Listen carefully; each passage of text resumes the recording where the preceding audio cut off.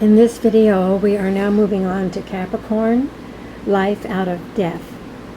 And this is such an amazing testimony because God showed me that my life is in this constellation. And it's just mind-boggling. It's completely mind-boggling. But it's not until now that I'm at the end of my life that I can see where God had called me. Like he said to Paul, I'm going to show him what great things he will suffer for my name's sake. Well, in a way it was like that with me. I'm going to show her what great things she will suffer for my name's sake. Somehow, this story of this little couple here on the right, God wanted it to be like in the stars for some reason, to shine as the constellation, as one of the stars in heaven. In fact, my sister had a dream while I was in my 12-year exile in Hawaii.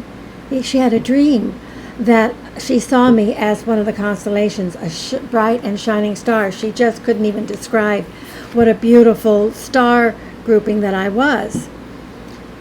So how to even begin? This is going to be difficult and unbelieving, unable to believe, and yet it's the truth. It's my story. It's my life. So let's look at Capricorn. Now you're going to see a little couple here that's going to get redeemed here. It's right at the heart of the gospel. You see here a goat. Looks like he's dying in the position of death, but he has coming out of him this lively fishtail. So he's going to die, to one order, but he's going to be resurrected out of death. A new life, a new creation will come. And we have the fish as the symbol of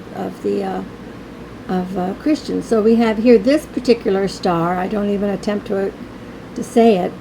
Is the sacrifice comes. He is the atoning sacrifice slain for man's sin.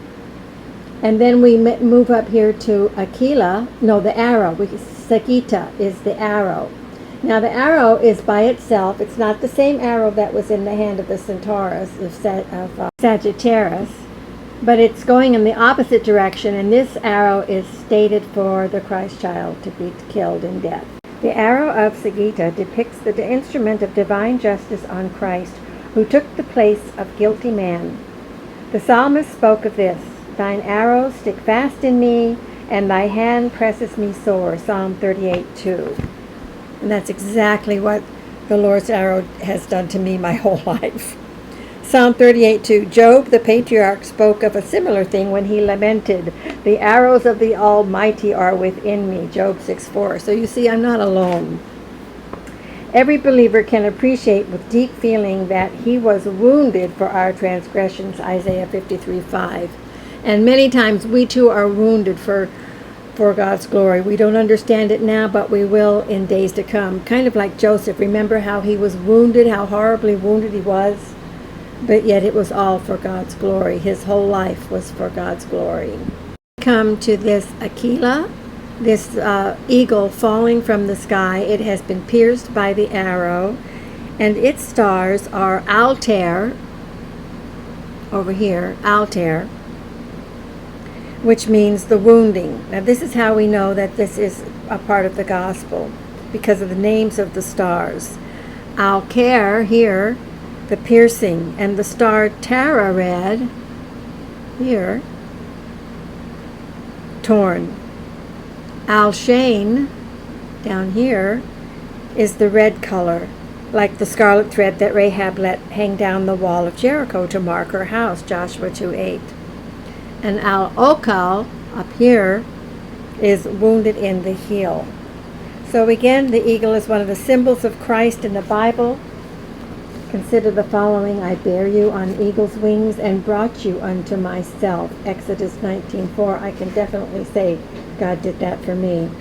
Or as an eagle beneath them on her wings, so the Lord alone did lead them. Deuteronomy 32.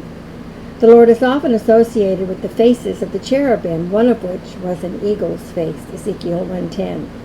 This characteristic is compared to the Gospel of John, in which Christ is presented as the Son of God, who cometh from above and is above all, John 3:31. And then last but not least, the most incredible one to me is this Delphinus, the dolphin rising out of the waves. You might remember a dream I shared with you that I had about that. I had that dream. It was at the end of my marriage. It was the saddest day of my life when I left my husband and went to live for 12 years exile in Hawaii.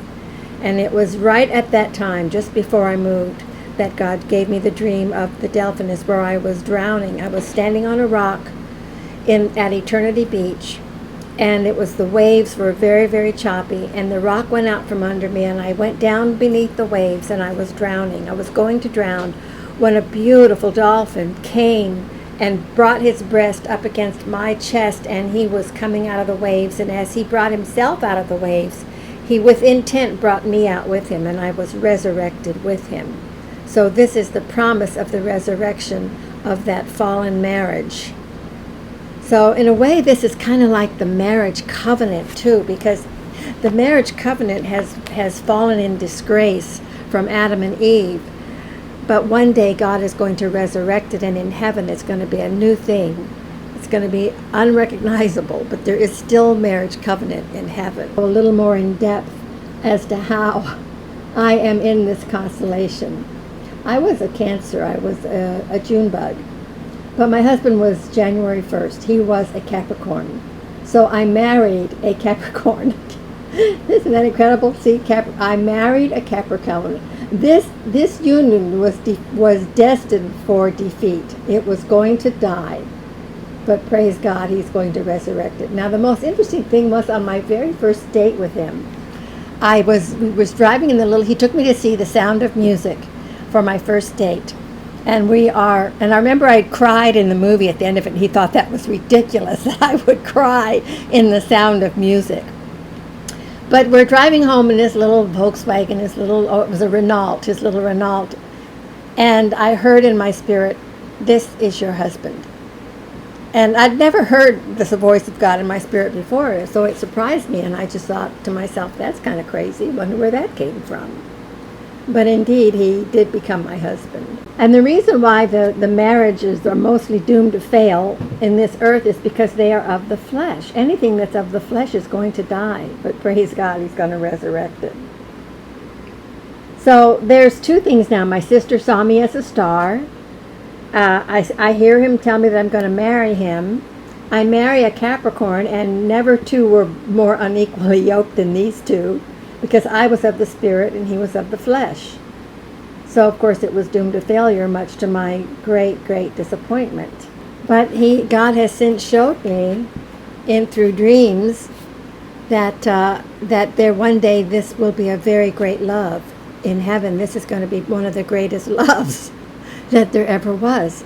And a dream he sent me to him. He's been dead for about 14, 15 years now, but in my dream, he came to me, and he loved me. He said God sent him to me to love me, to make up for all the love he didn't give me in this life, and that he was going to, he had it waiting for me on the other side.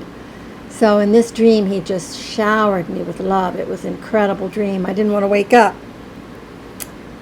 And then God also sent him to me another time to give me a kiss goodnight. It was a pretty incredible dream. So anyway, this was the story of Capricorn, and you can also look at it as the rise and the fall of marriage, God's covenant marriage. Praise God. God bless you all. Wow. What a story for me to tell. God bless.